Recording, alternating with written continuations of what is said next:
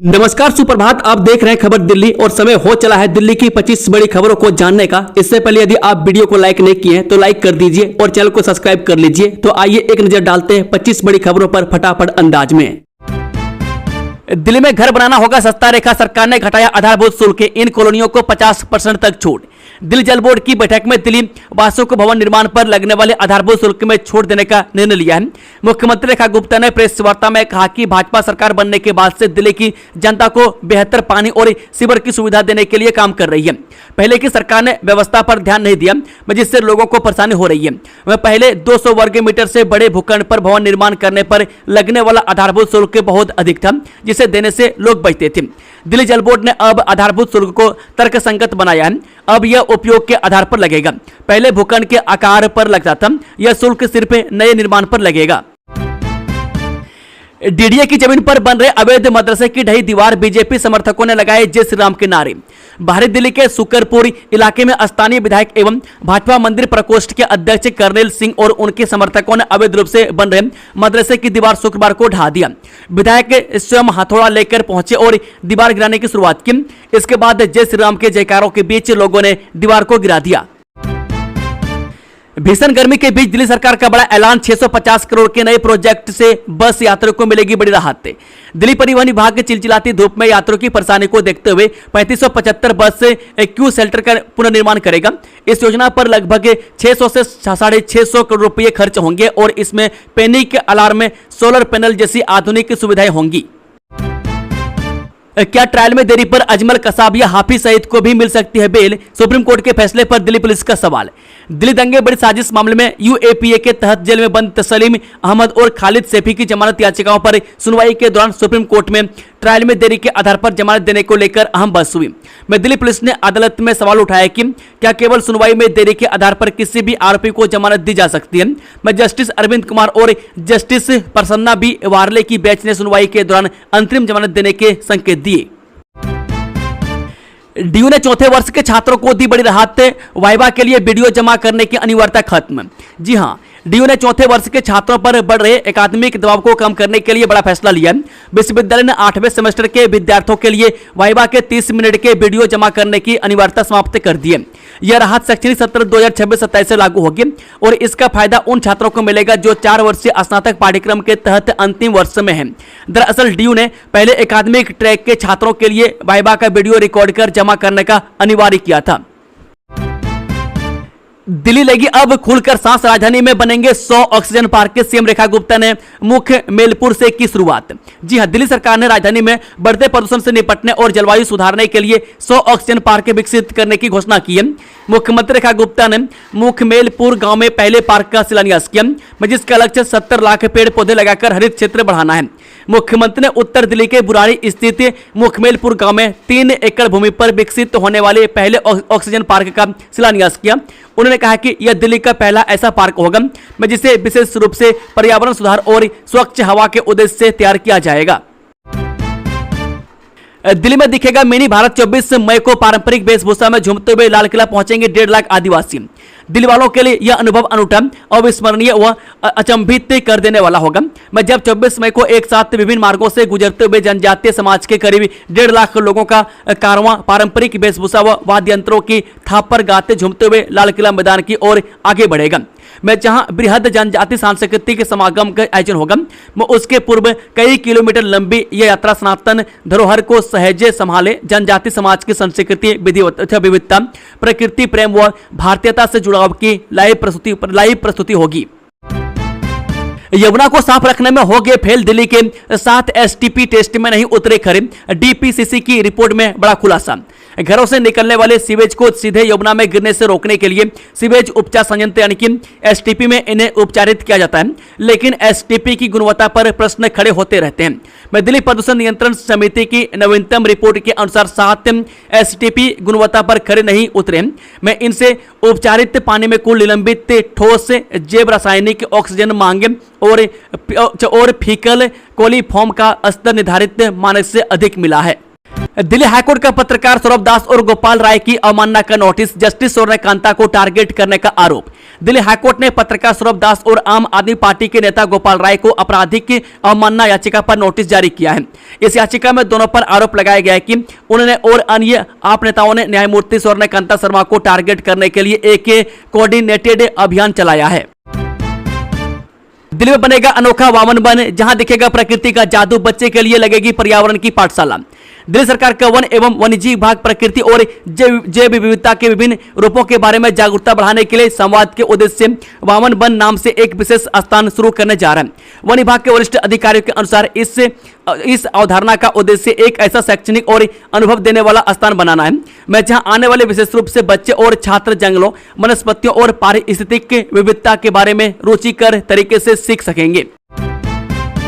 UPSC परीक्षा देने वालों को बड़ी राहत, रविवार को 1 घंटा पहले चलेगी दिल्ली मेट्रो, तीनों लाइन का समय बदला।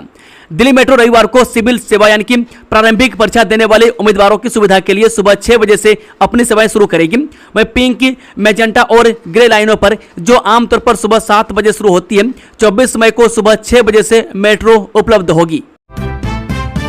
अपहरण कर सामूहिक दुष्कर्म, फिर धमकाकर कराया मंत्रांतरण और जबरन कर ली शादी। गैंगरेप केस में 4 दरिंदे दबोची। दक्षिण दिल्ली में जामिया नगर थाना क्षेत्र स्थित बाटला हाउस इलाके में एक 23 वर्षीय महिला का कथित तौर पर अपहरण कर सामूहिक दुष्कर्म का मामला सामने आया है। आरोप है कि हरियाणा निवासी महिला का मंत्रांतरण कराकर मुस्लिम युवक के साथ जबरन शादी करा दी गई। एक पुलिस अधिकारी ने बृहस्पतिवार को जानकारी देते हुए बताया कि 6 आरोपियों में से 4 को दक्षिण पूर्वी जिला पुलिस ने गिरफ्तार कर लिया। इनमें एक महिला भी शामिल है।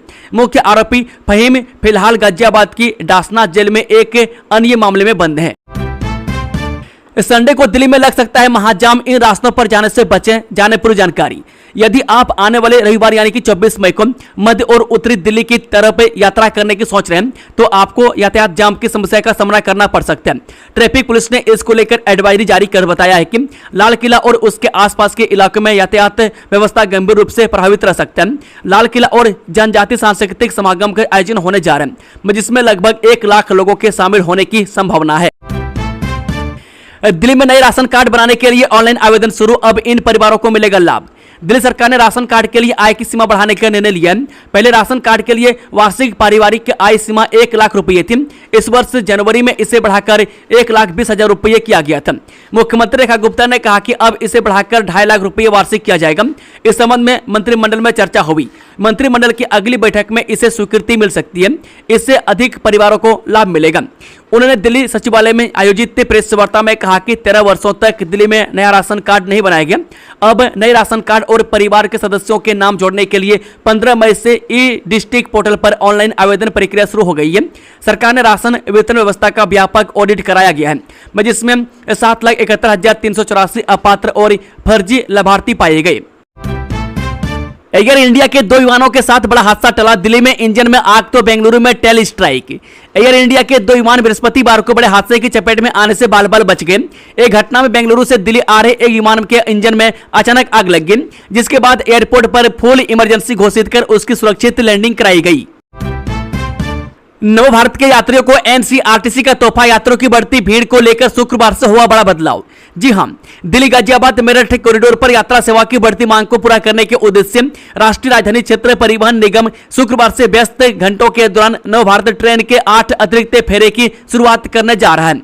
ये अतिरिक्त सेवाएं यात्रियों को अधिक ट्रेन सेवा प्रदान कर स्टेशनों पर होने वाली भीड़ को प्रबंधित करने और कॉरिडोर पर सार्वजनिक परिवहन की पहुंच को और सुदृढ़ करने में सहायता प्रदान करेगी। दिल्ली में बिजली आपूर्ति सुधारने के लिए मास्टर प्लान तैयार। 2031 तक 13,114 मेगावाट की डिमांड होगी पूरी। दिल्ली में लगातार बढ़ रही बिजली की मांग को देखते हुए दिल्ली सरकार ने बिजली आपूर्ति नेटवर्क को सुधारने के लिए विशेष मास्टर प्लान तैयार किया। इसे मिशन 2030 का नाम दिया गया। इसके अंतर्गत बिजली के आधारभूत ढांचे के निर्माण पर अगले 4 वर्षों में 17,000 करोड़ रुपए खर्च किए जाएंगे। बता दें कि दिल्ली के ऊर्जा मंत्री आशीष सूद ने कहा कि वर्ष 2031 तक दिल्ली में बिजली की मांग 13,114 मेगावाट तक पहुंचने का अनुमान है। इलेक्ट्रिक वाहनों को बढ़ावा देने के लिए चार्जिंग इंफ्रास्ट्रक्चर का विस्तार करने की योजना तैयार की गई है। में दिल्ली मेट्रो का विस्तार किया जा रहा है। अब निगम अधिकारी सीधे जुर्माना वसूलेंगे। जन विश्वास अधिनियम में संशोधन के बाद एमसीडी का बड़ा बदलाव। केंद्र सरकार द्वारा जन विश्वास संशोधन प्रावधान अधिनियम 2026 के लागू होने के साथ ही एमसीडी ने निगम एक्ट के साथ हुए बदलावों को लागू करने की व्यवस्था में परिवर्तन कर दिया। अब दीवारों को गंदगी करने, थूकने और सार्वजनिक स्थलों पर पेशाब आदि पर करने निगम के अधिकृत अधिकारी स्वयं सुनवाई कर जुर्माना लगा सकेंगे। निगमायुक्त संजीव खिरवार ने जारी आदेश में निर्णायक अधिकारी यानी कि एडजुडिकेटिंग ऑफिसर और अपीलीय अधिकारियों की नियुक्ति की है। नए प्रावधानों के अनुसार आयुक्त ऐसे अधिकारी को जिसकी रैंक सहायक आयुक्त से कम न हो निर्णायक अधिकारी नियुक्त कर सकते हैं। यह अधिकारी उल्लंघनकर्ताओं पर लगे जुर्माने की जांच करेगा। जेएनयू में प्रशासन शिक्षकों में भर्ती पदोन्नति और आवास आवंटन पर तीखा टकराव, जुनता ने 25 मई तक दिया अल्टीमेटम। जेएनयू प्रशासन और शिक्षक संघ के बीच भर्ती पदोन्नति, आवास आवंटन और आरक्षण नीति को लेकर गहरा टकराव हो गया। जेएनयूटीए ने प्रशासन को 25 मई तक लिखित जवाब देने का अल्टीमेटम दिया है। आटा, चावल और तेल में पोषक तत्व मिलाकर कुपोषण एनीमिया से लड़ेगी सरकार, स्टेपल फूड फोर्टिफिकेशन की तैयारी। आटा, चावल और तेल में नहीं पर्याप्त पोषण, इस कारण बढ़ रहा है कुपोषण। इसलिए अब देश में मां और बच्चों को कुपोषण और एनीमिया की बढ़ती समस्या से बचाने के लिए अब रोजमर्रा के खाद्य पदार्थों में अतिरिक्त पोषक तत्व मिलाने पर विशेष जोर दे रहे हैं। सरकार के सहयोग से टेक्नो सर्व संचालित मिलर्स फॉर न्यूट्रिशन और भारतीय उद्योग परिसंघ के food and agriculture centre of excellence के विशेषज्ञों का कहना है कि चावल, आटा, नमक, तेल और दूध जैसे खाद्य पदार्थों में अतिरिक्त विटामिन और मिनरल मिलाकर मां और बच्चों को कुपोषण से बचाने में मदद मिल सकती है। रेलवे में 30,000 पद समाप्त करने के विरोध में भड़के कर्मचारी, दिल्ली में डीएमआर कार्यालय पर किया जोरदार प्रदर्शन। भारतीय रेलवे मजदूर संघ से संबंध उत्तर रेलवे कर्मचारी यूनियन ने दिल्ली में मंडल रेल प्रबंधक कार्यालय के बाहर प्रदर्शन किया।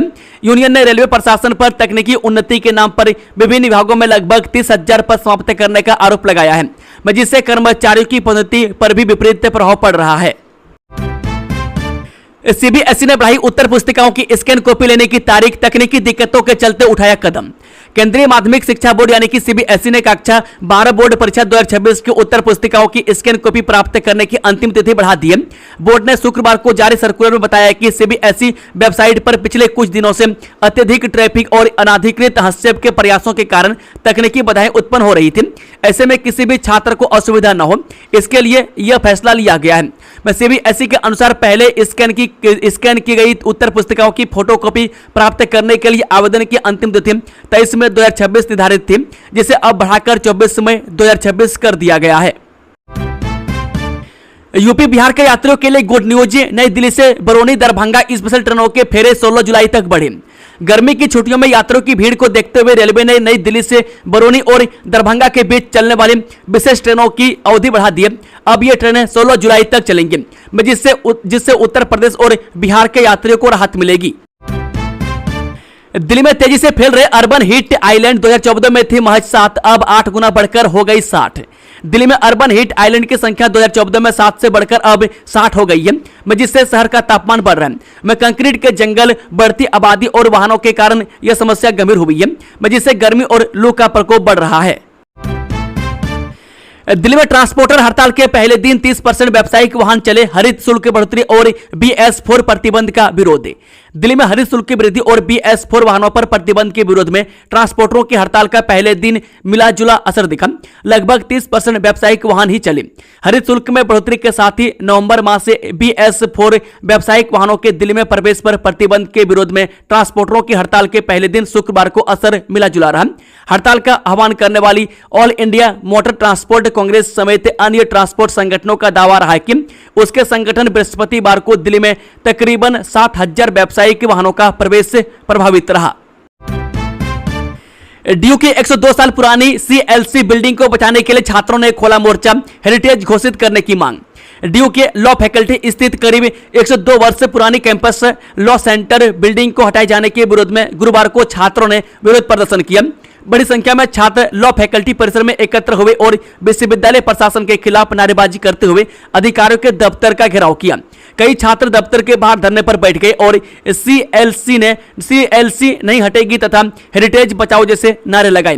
प्रदर्शन कर रहे छात्रों का कहना है कि सीएलसी बिल्डिंग केवल एक शैक्षणिक भवन नहीं बल्कि डीयू की ऐतिहासिक पहचान और विरासत का हिस्सा है।